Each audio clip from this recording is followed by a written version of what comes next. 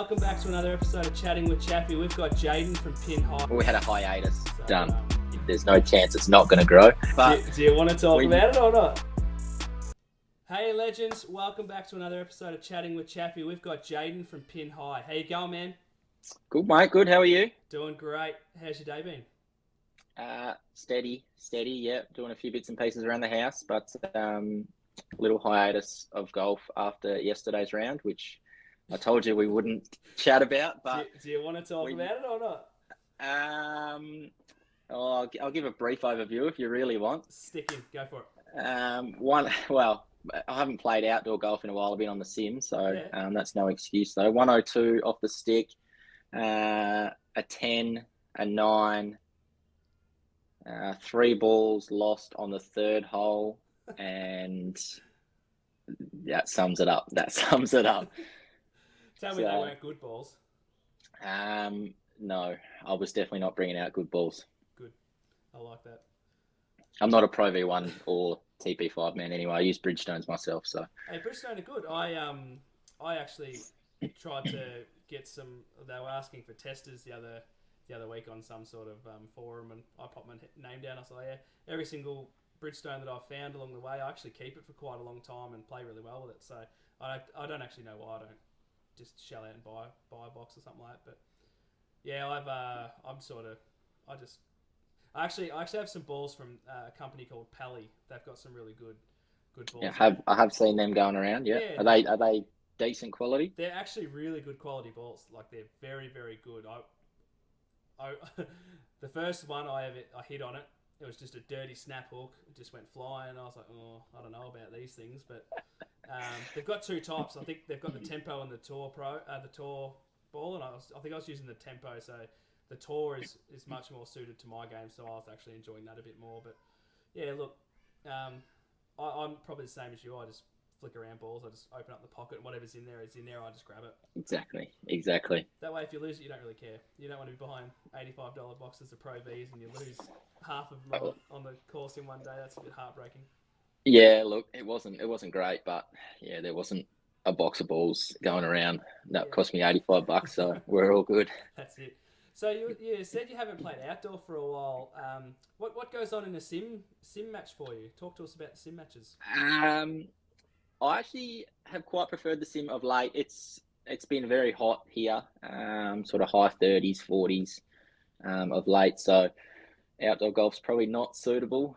I don't do too well with high heat. Low 30s I can handle, but anything higher than sort of 34, 35, it's a bit hot. To get the aircon and just sort of relax. I feel the sim, it's squared me up a bit more because obviously you have to actually aim at a spot and whatnot. So down at Big Swing in Booragoon, connected to Drummond Golf down there. Their sims it's not like anything I've played on. So you get full video feedback of contact, and it's all sort of lines it up for you. So you put your ball down under the sort of camera, and it lines yourself up with the pin and all that sort of thing. So it's pretty high tech.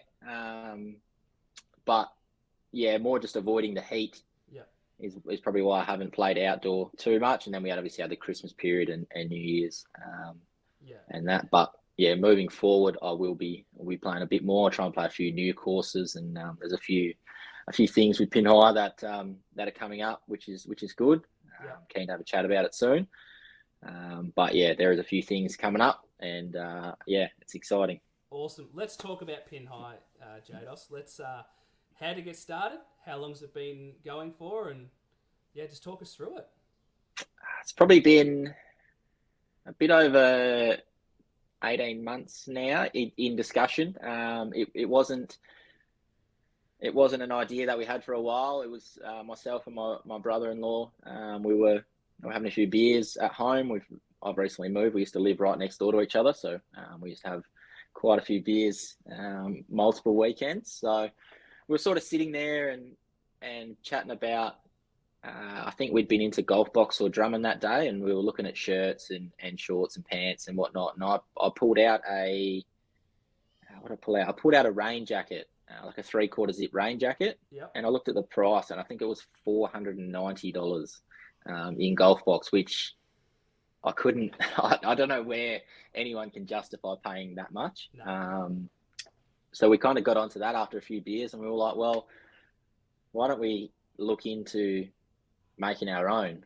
Yep. We weren't really too keen on any of the patterns or designs or whatnot that were in Golf Box or Drummond or anything like that. And we went, yeah, well, let's do it. And I took the front lead, so I tend to do all of the sourcing and all the social media stuff is my domain. He plays off 12, I think it is at the moment. So he's more the golfing side of things. As I said before, I'm definitely not the golfing side. I just a social golfer, I call myself.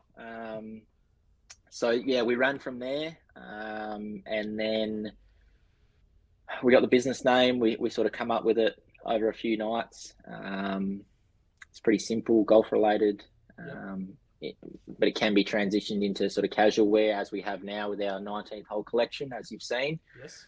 The old logo is on this hat actually, so we've transitioned from the hat logo to the polo logo, which is a bit more modern, which is nice. Yeah, that's good. And then we went from there. We managed to get some samples done, and they were pretty poor quality. Which is probably our doing anyway.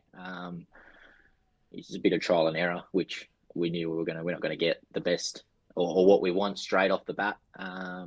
Trial and error, a few different factories and those sorts of things. And now finally, 15, 18 months later, we've got what we want. We have released polos previously, which weren't probably there. I probably shouldn't have got them out there, but we were keen. Yep. It was very close to what we wanted. Just a few minor details in sort of stitching work and that sort of thing. But we've got that sorted out now. So the polos that will be ordered tomorrow, I think we're ordering them, which is exciting. Hell yeah. Our first drop of this year. So once they get ordered, they'll be straight out there, and I'll be getting yourself in one of them. I'll tell you that much. I wore one yesterday in our round, the sample that we got, and it was hot. I was sweating, and you know how you generally get those polos where you sweat and it sticks to your back, and then it gets So I had none of that. That was one of the main sort of prerequisites that I was looking for, very particular in what I want. So none of that, which is exciting. Awesome. But yeah, it all started sort of over a couple of beers, which is just us. The company is not all glitz and glamour. It's just us playing golf, making clothes that we are happy and proud to wear. And that's basically it. We just put things out that we're proud of, and hopefully that transitions into customers and people buying our stuff, being proud to wear and comfortable to wear what we make, really. Yeah, that's awesome. I like that. I love how cruisy it was for you to get started, just over a couple of drinks and that sort of stuff. It's a lot of people that I've spoken to, they sort of start their journey off while playing, and they're like, this shirt that I'm wearing is crap. Oh, we should start our own brand. But just how I like actually how you've just done it over just chilling with your brother-in-law and that sort of. I think that's really great. Plus, you've also done your research and you've looked into and you've ordered samples and you've gone, that's not good enough. We're here. That sample's here. Like the quality's got to come up because we expect perfection and we're not going to give our customers half. So that's really cool. I like that. Yeah, I mean, it's in saying playing, we do play quite a bit together. It's generally, as I put that reel out today, which you probably would have had a laugh about. That's my other brother-in-law, my wife's brother. He comes out with us. He's only just started sort of 12 months ago, and yeah, it's always good to get one of those swings on the GoPro or the phone when we get out, just to remind him that he's not quite there yet. But I mean, I didn't have much of a leg to stand on yesterday after You can't be saying much. the round, but there are a few other videos coming soon of my misdemeanors. But yeah, Friends, the link will be down below. Make sure you have a look at Pin High. We're going to have a good laugh. Give him some love. Give him some comments, and make fun of Jados here at his brothers-in-law. So get amongst mate, it. go for it. All the comments, anything, just shoot it. As I said, It's all love. we're all here to have some fun at the end of the day, and that's it. We make some good stuff, but we have fun doing it, and that's really the main thing. That's what I love. I don't like the seriousness of some places. You got to have a lot of fun while you're doing it. Otherwise, there's no point in doing it. So I really like that you've brought that up. Now, what's 2024 got in store for you boys? You sort of led into a little bit of a sneaky there. Do you want to tell us what's going on rest of the year? Got any more drops planned? So we've got our polo drop, which should be February. Yep. We'll drop February. We have just got to navigate Chinese New Year, Oh, yep. which is the 1st of February. So as long as we can get it out of the country before that starts, and everything obviously shuts down, as everyone should sort of be aware of. They shut down for the good part of 3 weeks, and just enjoy themselves as they should. They work hard over there. So Yep. so long as we can get it to Australia before that shuts down, it'll be sort of mid-February. Otherwise, it'll be sort of late February, start of March, which is fine as well. But yeah, over the next sort of month or two, we'll be having our polo drop, which is good. Like I said, I tested it yesterday and a few other times, and I couldn't be happier with it. If I wasn't happy with it, I wouldn't be putting it out. So Perfect. apart from that, I've got a little bit.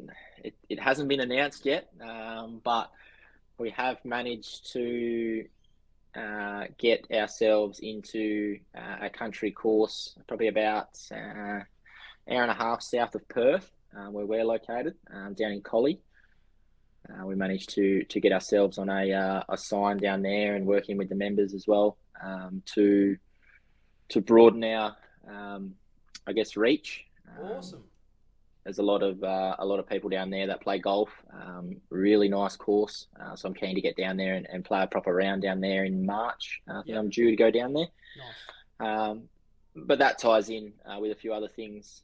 So the signage down there will hopefully broaden that, and then we'll work from there. To go from there, we're not trying to break any records with dropping loads and loads of stuff. We want, just sort of, we've got our 19th hole collection, which is online now, a bit more casual where that side is, and then our polos will drop for the golfers, and then we'll go from there. We'll keep restocking our polos probably throughout this year, and then maybe look to add another design later in the year, but we'll stick with just the one for now, because we don't want to sort of flood the website, and sort of over. I'm not a big fan on overproducing and then getting sort of hundreds and hundreds over, and then just having sort of sitting in like my shed or my wardrobe or something like that. I like to sort of order smaller. Once I sort of get towards the latter end of those quantities, I'll get some more in, which is why our 19th hole collection is all made on demand. So when obviously a couple of guys have already got into them, once the order goes through, it'll go straight to our fulfillment center, and then it gets made and sent straight out to you guys. So I don't like things sort of sitting around and taking up one space in an already full house with a couple of kids and all that, and two, obviously materials and fabrics being used which might not need to be used sort of down the track. So that's something that I'm pretty keen on. Sort of not overproducing, and I like to work it that way. So Yep. So you spoke about the family there. How do they feel about all this? They all like right behind you, obviously. they allow you to go and source all this stuff, play golf, edit videos. How's all that go down? Uh, they are very supportive, very supportive. So my wife is very supportive of everything that we've done. And her sister, so my business partner's partner, they've been, behind us throughout the process. From the start, they were sort of in on the conversation that we were having, and they had their input as well. We weren't sort of just going off and saying, "Yep, we're doing this," kind of deal with it type thing. So they've been in it from the start. With the business side of things and editing, I don't tend to do that until probably the kids have gone to bed or they're off doing something. My daughter goes to daycare one day a week, so that's generally the time where I'll go play golf and not leave both kids at home. She's getting to the age where I can probably take her now. So Yes. she's two and a bit now. So as long as I take the iPad or something to keep her occupied for a while, I'll be able to get a 9 in or something like that. But Yep. yeah, pretty keen to get her out soon. That's cool. Hopefully, get her in the cart and just get her outdoors. So That's awesome. but yeah, everyone's been super supportive, and it's pretty much got us to where we are now by having that support, and just the network around us to be able to give us even just not so much the support, but more just the confidence that we can actually do it. Because a lot of people, obviously, you get to that sourcing stage. We had probably three sample lots which weren't up to scratch, and some people might turn around and say, "Oh, well, am I ever going to get one that's, up to the quality that I want?" But with the support that we had and the confidence that allowed us to have, then we broke through that, and here we are now. We're almost ready. That's awesome, man. I'm so excited for you guys. Like, this is going to be awesome. You guys are going to kill I'm this. actually keen to get you in a polo and see what you think, because Soon, I'm a stickler for quality, and I just want to see where we're at. soon as it gets in my hands, mate, I'm going to throw it on, and I'm out on that course. I'm going to do up a nice little video for you. And I'll be honest, as we spoke about earlier, we're all about honesty. If it's not suited for me, I'll just tell you. But man, I think it's going to be awesome. You guys are. This is going to be great because I can just feel how pedantic you have been about this whole process. Because at the end of the day, this is your baby, and this is what you're giving to Australia. And if it's not perfect in your eyes, you're not going to give it. And I really like that. I think that's fantastic.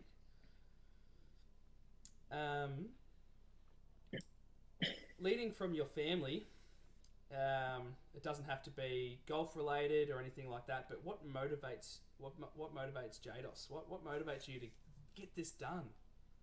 I we didn't growing up. We didn't obviously have a lot. We had what we needed, but in that side of things, it's more allowing, probably having that family here, and I've done a lot of work away from family, so I did a lot of fly in fly out work. Um, so being able to be home each night and see them is probably the motivation to get to where we go. And then on top of that, sort of just being able to make sure that with everything going on in the world at the moment, no one's stressing around here. So the motivation sort of for me is to make sure that the three that are just outside this door here actually are just comfortable. I can go to work till the cows come home and all that, but I'll be probably my happiest if my wife doesn't have to go back to work again, and she can watch the kids grow up, and that side of things. So that's probably the biggest motivator. Just making sure that we're comfortable, and it's not all about obviously cash flow and those sorts of things. We have to have fun along the way, like we've said. We enjoy playing golf, no matter how bad the round is or how good the round is.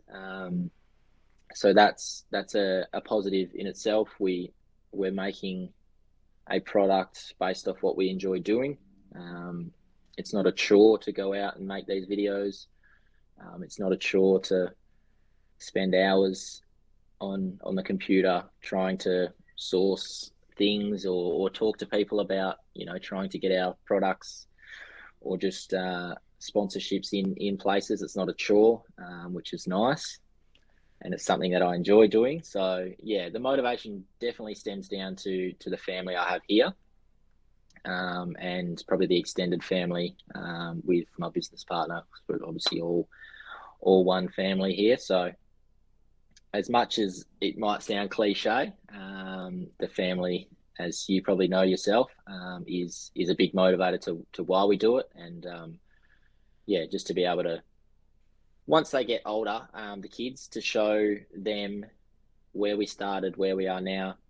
Because as I've said to you before, there's no way that this is not working out and not getting out there. We don't want to be the biggest. We don't want to be, producing, as big as your Nikes and those sorts of things. We like to pride ourselves on the quality that we give, and from that we feel that it's going to grow. People come back for the quality. I know I've certainly come back for the quality of companies out there, golf related and non-golf related.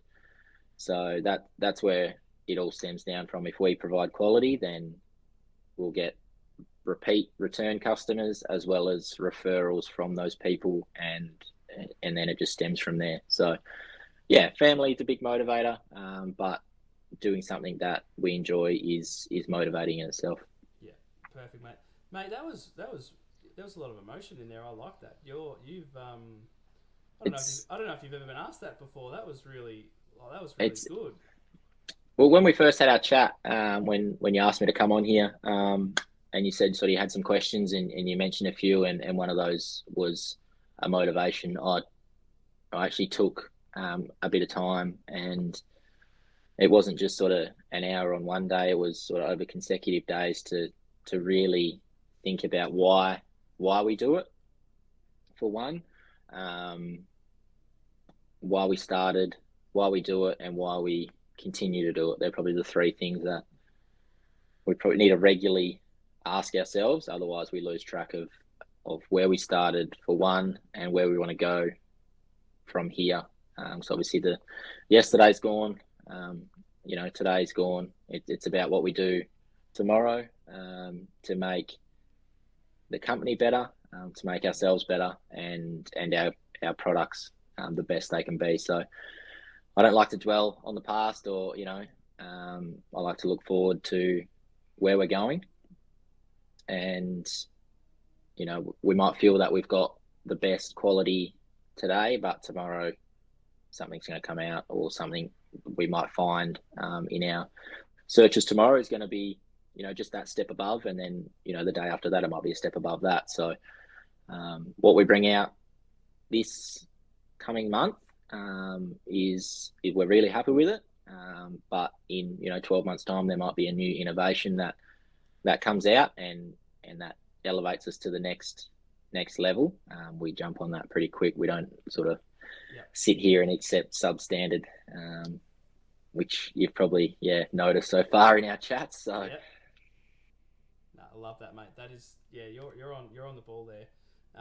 Yeah, I got no doubt you guys are just gonna explode into the scene as soon as we start getting some videos out. We start getting people to really come to you. It's gonna go off its rocker. So I'm really happy for you, man. Like, I really am. It's really you've hit me in the heartstrings, actually, with what you've sort of said, because it's one way I was thinking about it is our motivators are not just about why we do it, it's about how we get to do it as well. Because without those people believing in us and accepting that this is something that we like, are really passionate about, we can't do it.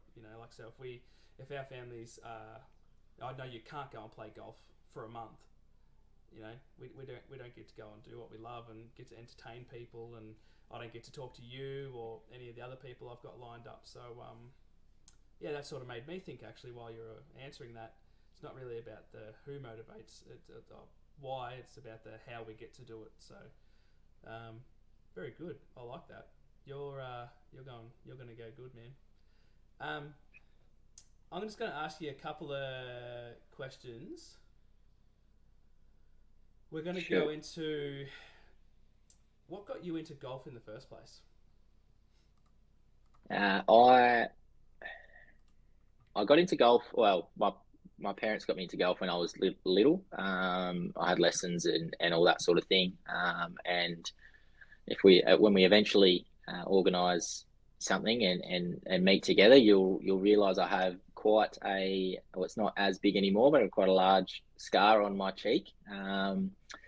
So I had my lessons as a kid, and I felt that because I was doing the lessons and I was getting all right at hitting the golf ball and whatnot. I'd give the lessons we used to live on a cul-de-sac when we were little, Yep. and I used to think I could give the lessons to some of the other kids in the cul-de-sac. And one of the lessons I tried to give this young boy was don't swing until I'm out the way. To which he did not listen, and a probably a very quick John Rahm backswing Oh, yep. put the wedge blade straight through. So that will instill in my mind for a very long time, if not ever. So I started young and stopped for a while. We moved around and whatnot. Sort of didn't really think about it, and then I took my first job away. I moved 650, 700 k's away from Perth to the east, Yep. out in Kalgoorlie. Wasn't too much to do out there. A couple of the guys at work played golf. One was off 12, one was off scratch. Very handy golfers to start with. Picked up a cheap set and went down, had a hit on one of our breaks, and it really hasn't stopped from there. Just so I haven't had any lessons as an adult, so I don't think I ever will. I don't intend to get down to single figures or anything like that. I just enjoy going out and having a hit and Love it. and having a couple of beers on course. I'll let my brother-in-law be the better golfer. I'm quite happy with that. So it all started a couple of the work guys when I moved out. I was about 18, 19. Picked up a cheap set, and it just went from there. Upgraded that set. I've still got that upgraded set now. I'll probably, hopefully, get a new set maybe next year. But again, it just depends on how much I play. I can't really justify spending all that money for around at the moment it's probably once a month, maybe once a fortnight, but I can't justify all that money. So they work. I'm missing a pitching wedge at the moment, so something's going on out there, but that's cool. No, mine's going off too. I can hear it. Oh my god. But a couple of the guys at work got me into it and just haven't stopped. Just enjoyed it again. Perfect. And so long as I'm enjoying it, I'll be playing it. Good man. I like that. What's your handicap at the minute? Or have you got one? 24.8. 24.8. Oh well, that's pretty good. Like you're not the worst player in the world. 102 off the stick. Like that's pretty damn good. Yeah, I mean, as I've said to you before, it's there's not much difference, and I don't feel there's much difference between me going out and hitting 102 or coming out and hitting a 92. Yeah. 2 holes there probably drops from 102 to 92. So yeah, that's what we spoke about. You take that 10. I'm not sure if it was a par 4 or a par 5, but if you just turn that into a bogey, like you've already shaved that into the 90s. Like I play in the mid to high 90s a lot, and then I have a really good round, and I broke my 86 sometime last year. I broke the 90 the other month with a 86. So like you can just blow up. Like I haven't played in the hundreds for a little while, but like from 98 to 97 down to like that low 90s, that sort of seems to be my figure. And like I don't really. I'm the same as you. I don't really care if it moves.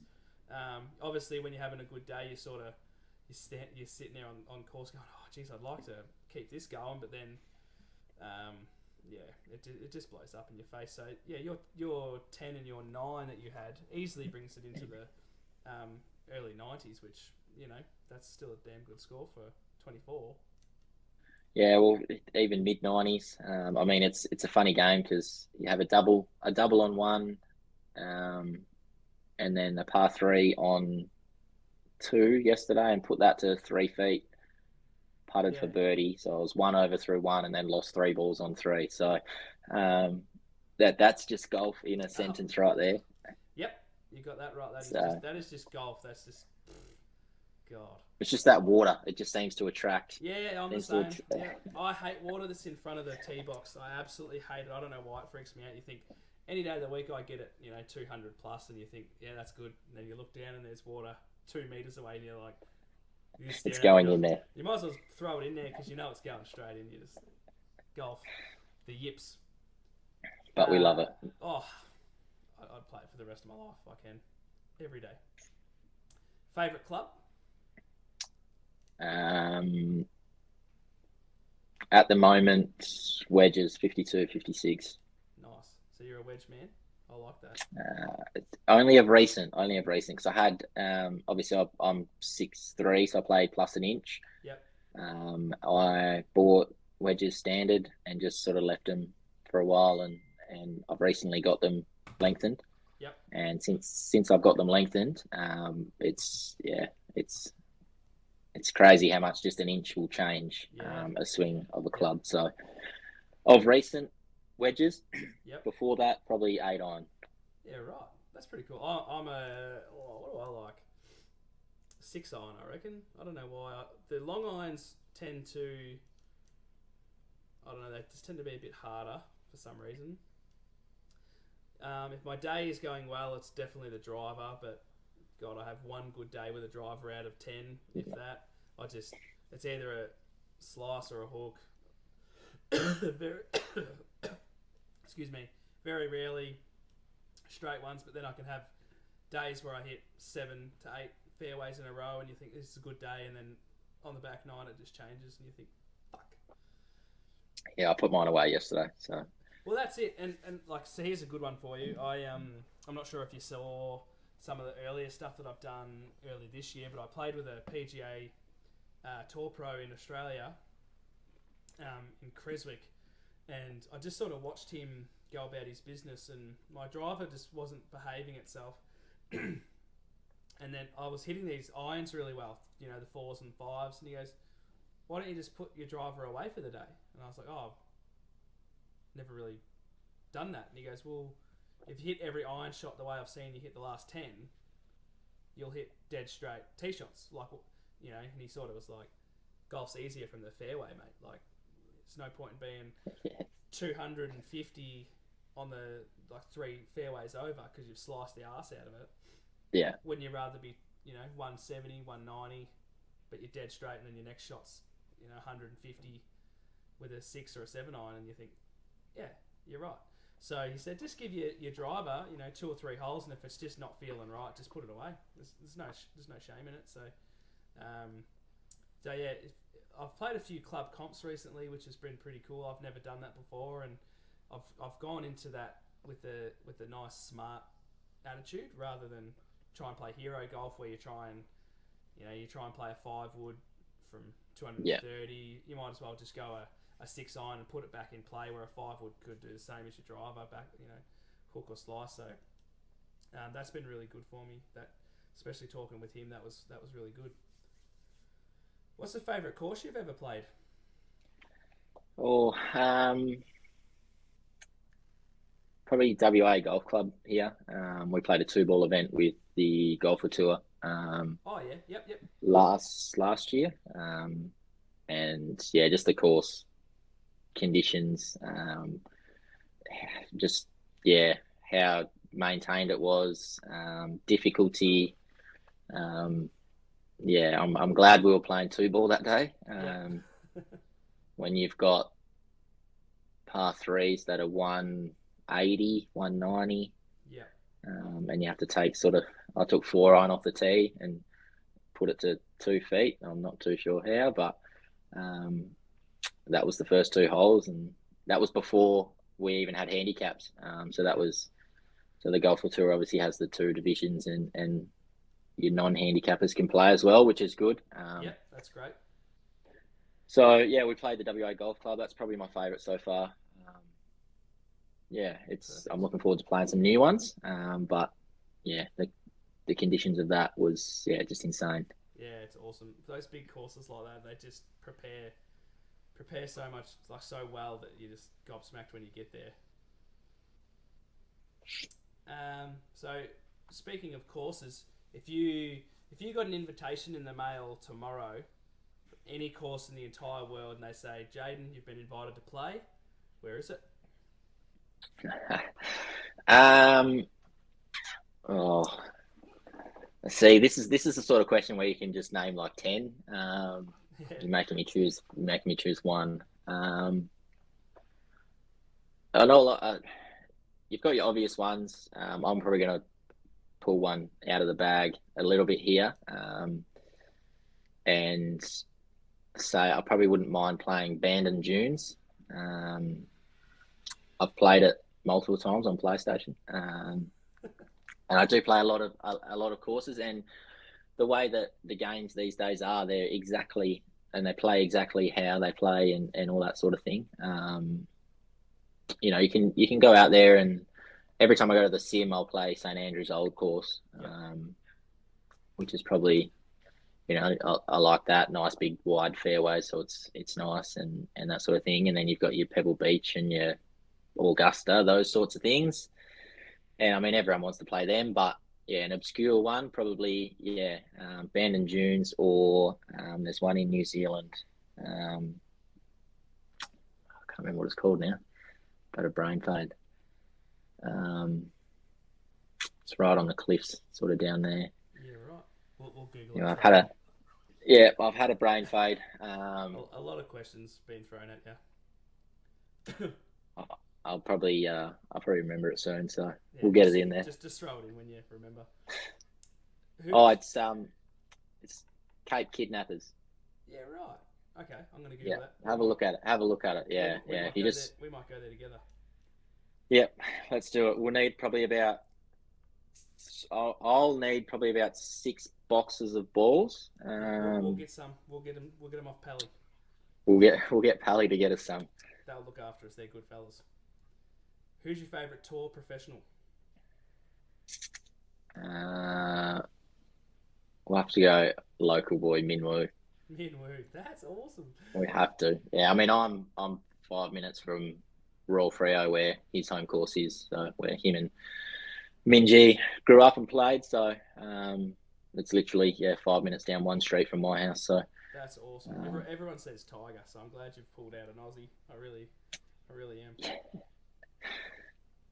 Live or PGA?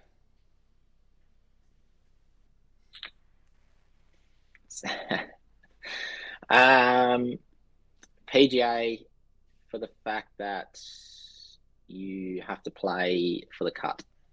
Yeah, I like that. Yeah. Look, Live's good and entertaining. I actually do really like watching it. But I had another conversation with a fella about it on the last interview, and I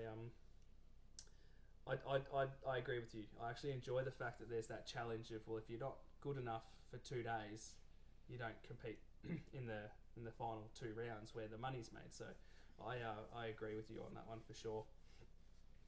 Yeah, well, you can go obviously to Live, play 3 days, and then you're guaranteed X amount of dollars. I don't know what it is, or plus they're on however much it is, and contract, and yeah, to play to win. So, but obviously the biggest guys who even started the game or are still playing now, they all played based on, if I don't make the cut, I don't get paid, and if I don't get paid, then there's a chance that I might not be able to make the next weekend in this city, which is it costs another $3,000 or $4,000 to travel there. Yeah.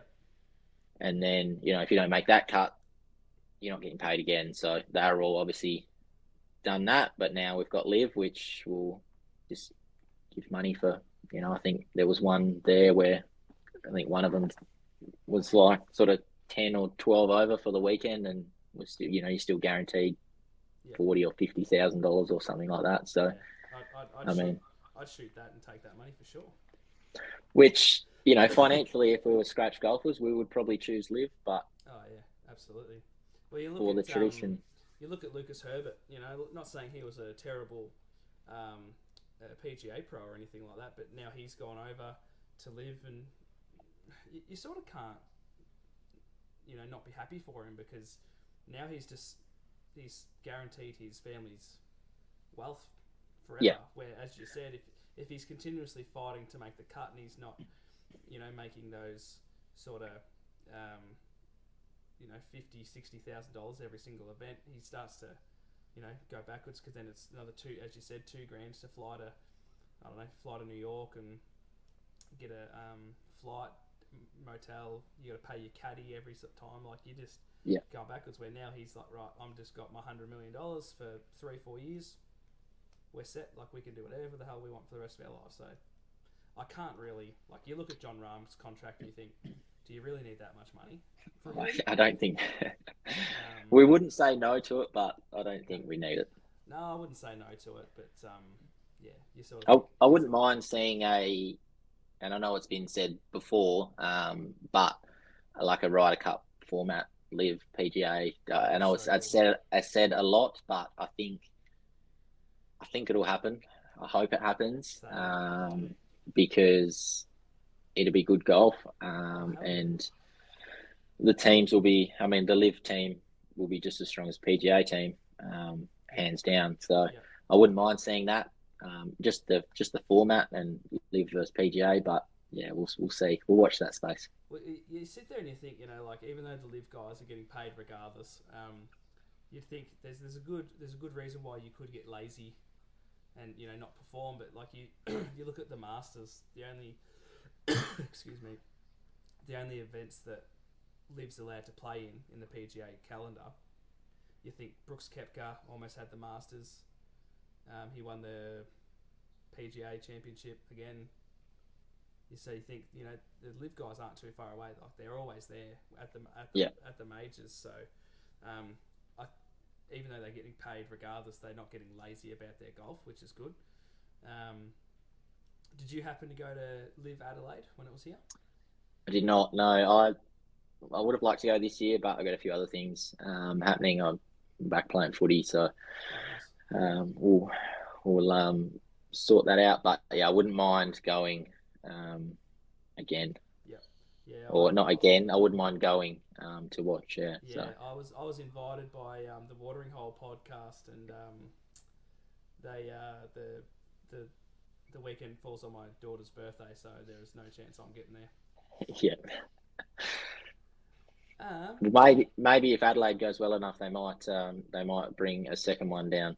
oh, that'd be so cool. They like you think about the courses we've got in Australia, they'd be so lucky to throw it. But you don't know whether they had tried certain courses and landed on Adelaide because like they're not gonna. I don't think Royal Melbourne would have allowed something like that. But you think like there's awesome like Kingston Heath and you've got 13th Beach and that sort of thing. That would have been pretty cool. But yeah, I wonder whether they tried to organise it with those big courses and they all said no, and then Adelaide was like, we'll take it. And then yeah, you look at the success they had. Like I still watch the videos of Chase Koepka's hole in one, and like Yeah, and yeah. different angles from different parts of the crowd, and I just think that was really really cool. Yeah, it was a good thing to have going on, and it's great for Australia. I think if I went, I'd have to just park up on the party hole. Oh hell yeah, It's maybe yeah, just one day, maybe do a day around the course and then one day yeah, on the party hole. But I mean, if they're going to bring one down, I mean, you feel that like Sanctuary Cove up that way, your yeah, Palms, your Pines course yeah, would probably be beneficial because it's up that way party wise. It'll sort of flow yeah, into town and that yeah. sort of thing. I That's mean, they true. can bring it to Perth if they want. Throw a party. We can host it, Karen up, or Yep, WA Golf Club or something like that. That'd be nice. But that's it. It'd be perfect. They get Ron Chopper to come up and do some funny stuff. That'd be awesome. Yes, yeah.